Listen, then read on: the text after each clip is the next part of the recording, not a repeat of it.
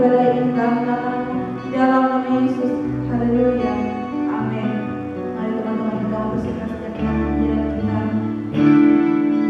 Kita membersihkan dengan Tuhan. Bila Tuhan mengambil alih setiap hidup melayani di dalam Tuhan. Dia menjadi pulihnya, dia menjadi sembuhnya. Kita datang kepada Tuhan mengucapkan syukur.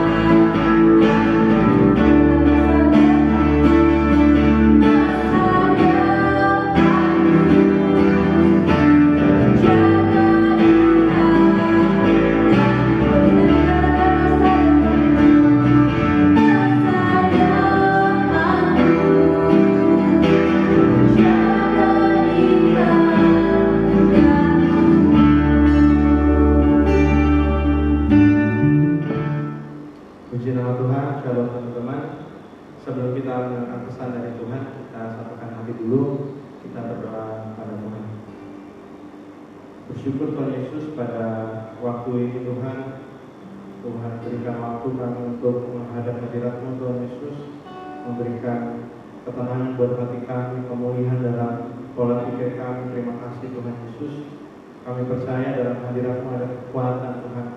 Ketika kami mendengarkan firman-Mu Tuhan Yesus, ada kekuatan baru dalam hidup kami Tuhan, dalam kami menjalani hari-hari kami ke depan Tuhan Yesus. Kami percaya, kami klaim firman-Mu bahwa masa depan hilang gemilang ada dalam kehidupan kami anak-anak muda Tuhan Yesus.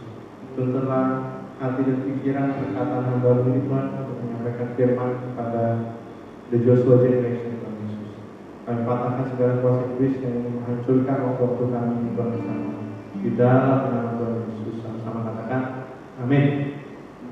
Halo The Joshua Generation,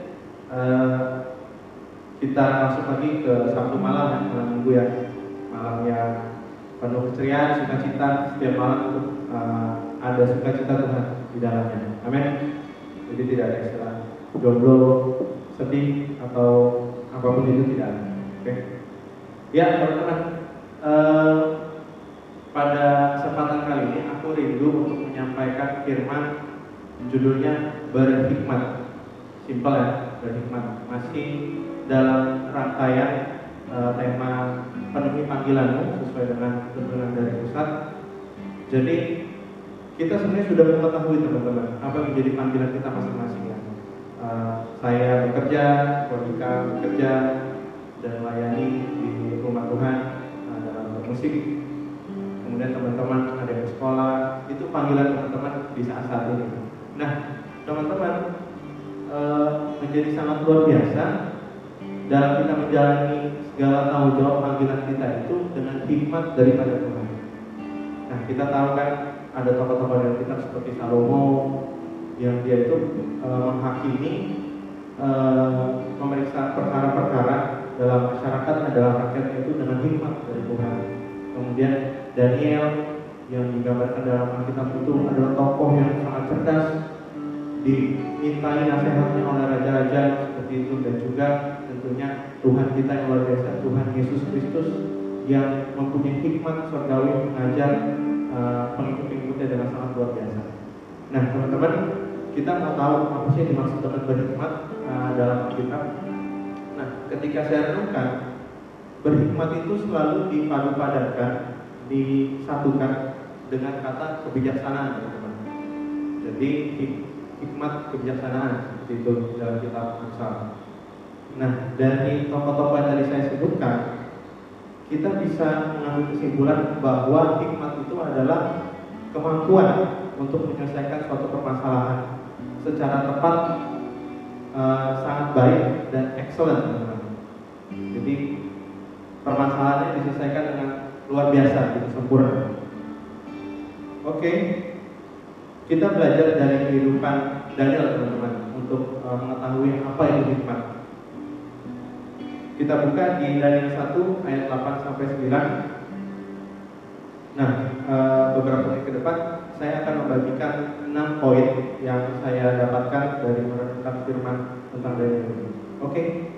Daniel 1 ayat 8 sampai 9 saya bacakan.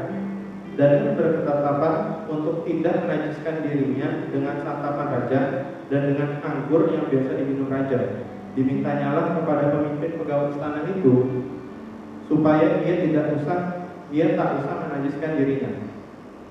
Ayat selanjutnya, maka Allah mengaruniakan kepada Daniel kasih dan sayang dari pemimpin pegawai istana itu. Nah teman-teman, jadi Daniel ini seperti kita ketahui, sekolah minggu udah sering disampaikan kan ya.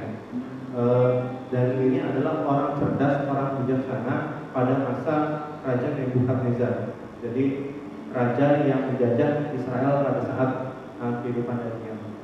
Nah kemudian dia ini punya kesempatan untuk menduduki jabatan dalam pemerintahan Raja Nebukadnezar. Dan dari ayat tadi kita ketahui bahwa dia itu Daniel tidak mau menajiskan dirinya dengan makanan minuman yang bermewah-mewah. Nah, kalau kita perhatikan secara spiritual teman-teman, Daniel itu tidak mau kedagingan, ya. Dia tidak mau makan mewah-mewah, rakus begitu teman-teman. Nah, kita perhatikan bahwa Daniel ini menjaga hubungan dirinya dengan Tuhan. Jadi poin pertama yang bisa kita renungkan bahwa kehidupan orang yang berhikmat itu selalu diawali dengan menjaga hubungan dengan Tuhan, takut akan Tuhan. Oke, poin kedua, Daniel 1 ayat 17. Saya bacakan dengan cepat, tentunya teman-teman tetap menangkap ya apa yang menjadi firman Tuhan. Kepada keempat orang muda itu, Allah memberikan pengetahuan dan kepandaian tentang berbagai-bagai urusan dan hikmat. Sedang Daniel juga mempunyai pengertian tentang berbagai-bagai penglihatan dan mimpi. Nah, teman-teman di sini jelaskan bahwa Tuhan memberikan kepada anak-anak muda itu pengetahuan-pengetahuan dan hikmat, dan kepada Daniel itu diberikan kemampuan tentang penglihatan-penglihatan dan menafsirkan mimpi, teman-teman. Nah, yang bisa kita tangkap di sini teman-teman menjadi perenungan kita bahwa ketika kita dekat dengan Tuhan, menjaga hubungan kita dengan Tuhan yang berkualitas, maka Tuhan akan menaruhkan kemampuan-kemampuan kepada kita, dan kita akan mengenali diri kita dengan sangat baik, teman-teman, karena kita dekat dengan Pencipta kita. Begitu teman-teman, poin kedua. Nah, singkat cerita teman-teman, Daniel ini punya kemampuan untuk menafsirkan mimpi, kemudian mendapat penglihatan dari Tuhan.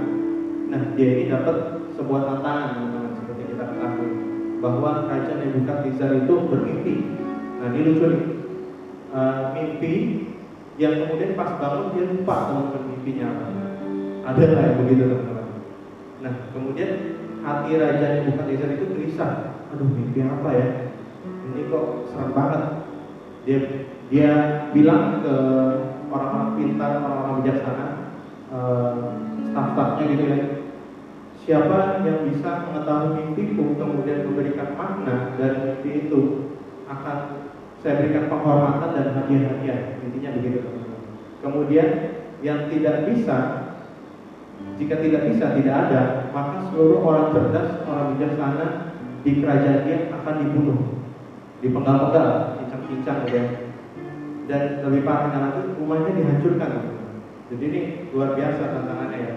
Nah, Daniel ini tergerak teman-teman setelah mendengarkan berita itu. Kita masuk ya ke poin ketiga.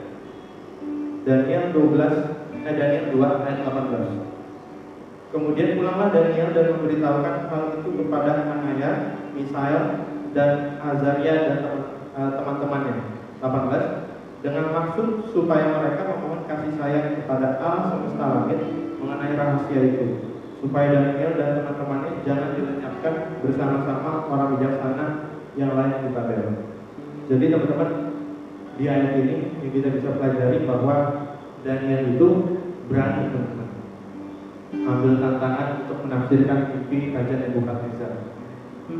Dan ketika saya renungkan, keberanian itu pastinya muncul karena ada hubungan yang sangat dekat, sangat intim dengan Tuhan.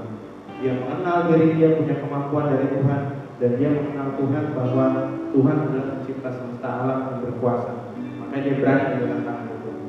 Dan begini, ada rasa rendah hati, humbleness teman-teman dalam diri Daniel, bahwa hanya Tuhan yang bisa menafsirkan mimpi itu, hanya Tuhan yang bisa menyelesaikan semua permasalahan yang ada. Dia menyatakan itu dalam ayat yang kita baca.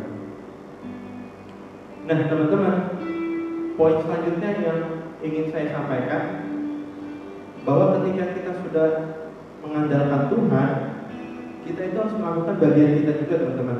Jangan tidak baik ya, terlalu rohani kalau bahasa saya ya, berdoa, beriman. Tapi Alkitab itu mengajarkan iman tanpa perbuatan adalah mati. Kemudian ada ayat yang saya sampaikan, Mazmur 127 ayat 1, nyanyian ziarah Salomo. Jikalau bukan Tuhan yang membangun rumah, sia-sialah usaha orang yang membangunnya. Jikalau bukan Tuhan yang mengawal kota, sia-sialah pengawal berjaga-jaga. Jadi ada yang unik dari ayat ini. Ada orang yang membangun sebuah rumah dulu, kemudian Tuhan memberkati rumah tersebut, pembangunan rumah tersebut. Kemudian di bagian selanjutnya dalam kalimat itu, ada orang yang berjaga-jaga mengawal kota itu, kemudian Tuhan yang memberkati proses pengawalan kota itu, teman-teman. Jadi ini pola yang diajarkan Alkitab, bahwa di balik usaha kita itu ada tangan Tuhan yang memberkati. Jadi ketika sudah berdoa, ini kita sama-sama belajar, teman-teman, ya, untuk mempraktekannya. Selain berdoa, beriman kepada Tuhan, lakukan bagian yang kita bisa lakukan. Kita diberikan pemikiran sama Tuhan, otak untuk berpikir dan menghadapi persoalan, lakukan bagian kita, teman-teman. Kesulitan dalam belajar, cari referensi lain di internet. Apalagi kesulitan, teman-teman, dalam bekerja, menghadapi permasalahan, lapor kepada atasan, teman-teman, atau sharing ke teman-teman yang lain. Pergunakan pikiran kita, dan dalam hati Tuhanlah yang memberkati semua usaha kita. Oke, poin selanjutnya, teman-teman. Masih semangat ya? Dengerin kesatuannya. Daniel 2 ayat 25 dan 26. Airo segera membawa Daniel menghadap raja serta berkata kepada raja demikian, aku telah mendapat seorang dari orang-orang buangan dari Yehuda yang dapat memberitahukan makna itu kepada raja. Ayat 26. Bertanyalah raja kepada Daniel yang bernama Beltazar. Jadi si Daniel ini dikasih nama lain pada saat pemerintah raja Nebukadnezar. Sanggupkah engkau Daniel memberitahukan kepadaku mimpi yang telah kulihat itu dengan maknanya juga? Teman-teman, dalam kehidupan kita ini untuk terus maju itu nggak selalu orang-orang sekitar mendukung, teman-teman. Ada yang meremehkan. Tapi kita belajar dari Daniel bahwa kalau ada yang bilang ini orang buangan ini ingin mencoba menafsirkan mimpimu rajaku, kata Airo seperti itu, Algojo dari Nebukadnezar.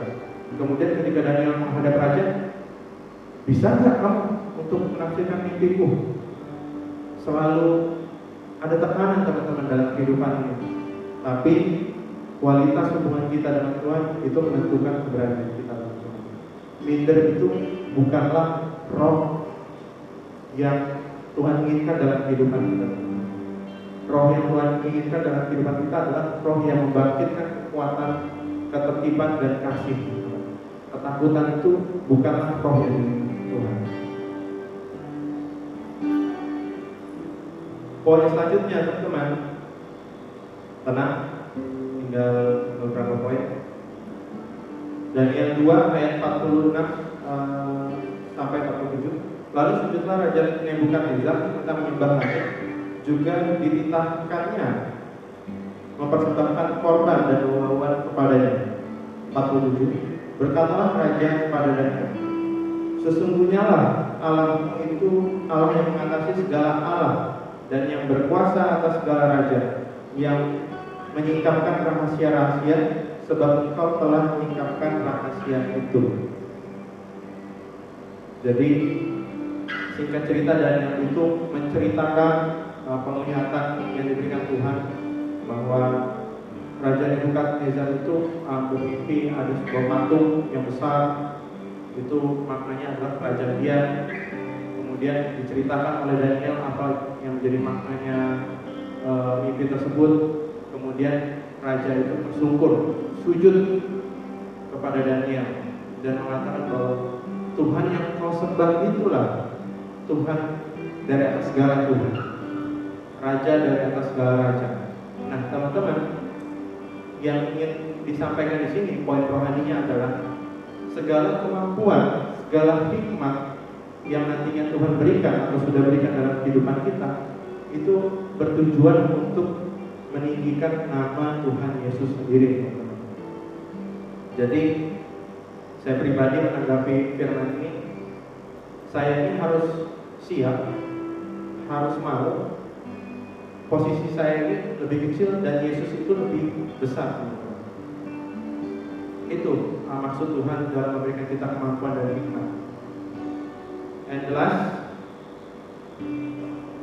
Daniel 2 ayat 48 sampai 49. Lalu raja memuliakan Daniel, dianugerahkannya dengan banyak pemberian yang besar, dan dibuatnya dia menjadi penguasa atas seluruh wilayah Babel dan menjadi kepala semua orang bijaksana di Babel. 49. Atas permintaan Daniel, raja menyerahkan pemerintahan wilayah Babel itu kepada Sadrak, Mesak, dan Abednego, sedang Daniel sendiri tinggal di istana raja. Nah, teman-teman, konsistensi kita mengikut Tuhan, menjaga hubungan kita dengan Tuhan akan membuahkan penghormatan, kekuasaan, dan harta dari Tuhan sendiri. Berkat-berkat akan dilimpahkan untuk kita. Begitu, teman-teman. Jadi dari 6 poin yang kita renungkan tadi, saya rangkum. Poin pertama, harus mempunyai hubungan yang baik dengan Tuhan untuk bisa mendapatkan hidup yang berhikmat dan bijaksana. Karena kebijaksanaan itu dan hikmat itu datangnya dari Tuhan. Poin kedua, intim dengan Tuhan, maka kita dapat mengetahui siapa diri kita dan apa yang menjadi kemampuan kita. Poin selanjutnya, berani menghadapi tantangan dan melakukan hal-hal yang menjadi bagian kita. Jadi beriman dan melakukan sesuatu. Selanjutnya, tidak minder dan tetap mengandalkan Tuhan. Selanjutnya, hikmat tersebut untuk memuliakan nama Tuhan, bukan untuk memuliakan diri kita. Komitmen dan konsistensi dalam menjaga hubungan dengan Tuhan akan membuahkan berkat-berkat daripada Tuhan. Jadi dari kehidupan Daniel kita dapat prinsip-prinsip itu. Nah, selanjutnya apa yang menjadi masalah kita, teman-teman anak muda, dalam studi atau penghasilan kita yang kurang atau masalah jodoh? Dari firman yang disampaikan tadi, semua bermula dengan membangun hubungan yang takut, yang hormat kepada Tuhan Yesus Kristus. Maka semua berkat-berkatnya, petunjuk-petunjuknya akan diberikan ke Tuhan. Ayo kita sama-sama belajar, bangun masbah kita, bangun saat teduh kita, dan lakukan firman Tuhan, lakukan apa yang menjadi bagian dalam kehidupan kita untuk memuliakan nama Tuhan. Amsal 1 ayat 7, takut akan Tuhan adalah permulaan pengetahuan, tetapi orang bodoh menghina hikmat dan didikan. Siapapun dirimu, entah berkekurangan, entah berkecukupan, entah orang tuamu adalah petinggi atau bukan, itu tidak penting, teman-teman. Yang penting adalah hubungan kita dengan Tuhan, karena promosi hikmat kebijaksanaan itu datangnya dari Tuhan Yesus Kristus, pencipta semesta bumi. Begitu firman Tuhan, pesan Tuhan yang disampaikan pada malam hari ini untuk The Joshua Generation. Doa saya biar kita menjadi generasi yang unggul, teman-teman. Jadi prajurit-prajurit Tuhan yang gagah perkasa dalam menghadapi tantangan-tantangan di akhir zaman ini, teman-teman. Jadi pejuang-pejuang Kristus. Amin. Mari The Joshua Generation, saya ajak untuk menaikkan doa syafaat kita. Terima kasih Tuhan buat kuasa yang Tuhan berikan dalam kehidupan kami, bahwa ketika kami berdoa ada kuasa Tuhan yang bekerja di sana. Oleh karena itu kami berdoa, Tuhan Yesus, kami berdoa untuk gereja kami, Tuhan yang berikan hikmat selalu untuk membalas sidang kami, Tuhan Yesus. Berikan kekuatan dalam melayani jemaat-jemaat, Tuhan Yesus. Tuhan yang memberkati keluarganya, Tuhan yang memberkati kehidupannya, Tuhan. Kami berdoa untuk jemaat-jemaat Tuhan yang ada, Tuhan. Tuhan yang berikan kekuatan dalam menjalani aktivitas pekerjaan jemaat-jemaat Tuhan Yesus. Bahkan kami berdoa juga, Tuhan, untuk gembala pusat kami, Tuhan Pak Wilan. Tuhan berikan hikmat yang melimpah dalam memimpin gereja-gereja di Kalimantan Barat ini, Tuhan Yesus. Tuhan, kami berdoa untuk Ketapang, kami berdoa untuk provinsi kami, Kalimantan Barat, dan kota kami, negara kami, Tuhan Yesus, Indonesia. Kami percaya Tuhan yang memberikan hikmat yang melimpah, kekuatan dalam hati dan pikiran para pemimpin-pemimpin memimpin kami. Tuhan yang memampukan para pemimpin-pemimpin kami dan segenap masyarakat Indonesia untuk terus bersabar Tuhan dalam COVID ini. Tuhan Yesus, Tuhan yang memberikan hikmat dalam menyelesaikan pandemi ini Tuhan. Bahkan Tuhan yang memberikan kedamaian. Kami tolak semua pemberontakan kepada pemimpin-pemimpin kami Tuhan di dalam nama Tuhan Yesus. Terima kasih Tuhan Yesus. Kami percaya sukacitamu, damai sejahtera-Mu terus mengalir dalam kehidupan kami anak-anak muda Tuhan. Di dalam nama Tuhan Yesus kami serahkan doa ini Tuhan. Haleluya. Amin.